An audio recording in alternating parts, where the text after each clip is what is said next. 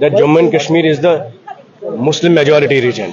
और एक ही मुसलमान चीफ मिनिस्टर पूरे हिंदुस्तान में अगर कहीं है वो जम्मू कश्मीर में है. पूरे मुल्क में 24 करोड़ मुसलमानों की नजरें इस वक्त कश्मीर के मुसलमानों पे है. 60 MLA है यहाँ पर. Out of 60 MLAs, if they do not support a resolution जो हमने मूव किया है against the Waqf Act which has been passed by the Parliament of India, I think history will judge us forever.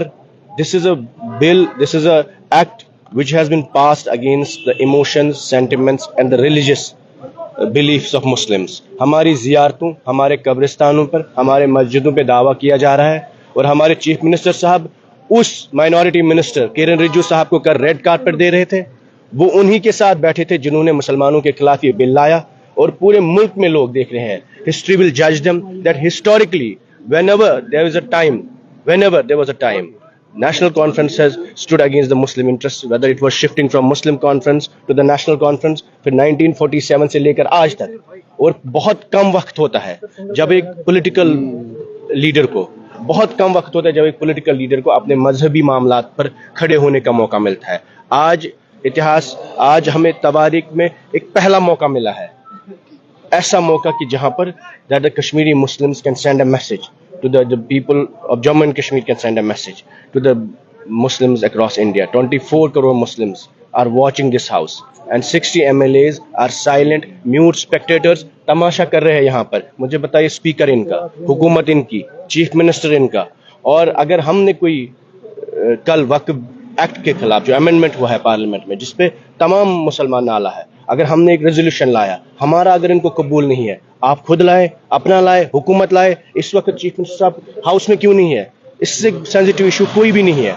क्या उनको tulip garden में होना चाहिए था या असेंबली में होना चाहिए था? इस वक्त नेशनल कॉन्फ्रेंस के लोग ऑप्टिक्स नहीं कर सकते, ड्रामा नहीं कर सकते. This is the most sensitive time in the history of Indian Muslims, and we should uphold this resolution against the Waqf Act that has been passed in the Parliament of India. आज आपने एक bill लाया है सरकारी जमीनों के ऊपर जो कंस्ट्रक्शन हुई है, चाहे काचारी जमीन हो, स्टेट लैंड हो, उसके बारे में क्या कहेंगे? हम चाहते हैं 370 के बाद हमने देखा बिल्डोजर राज जम्मू कश्मीर में शुरू हुआ. पूरे मुल्क में जहां पर भी हमने देखा कि स्टेट लैंड्स में, घास चराई में, शामलात में, फॉरेस्ट लैंड्स पे जो लोग रहते थे उनके खिलाफ JCB चलाए गए.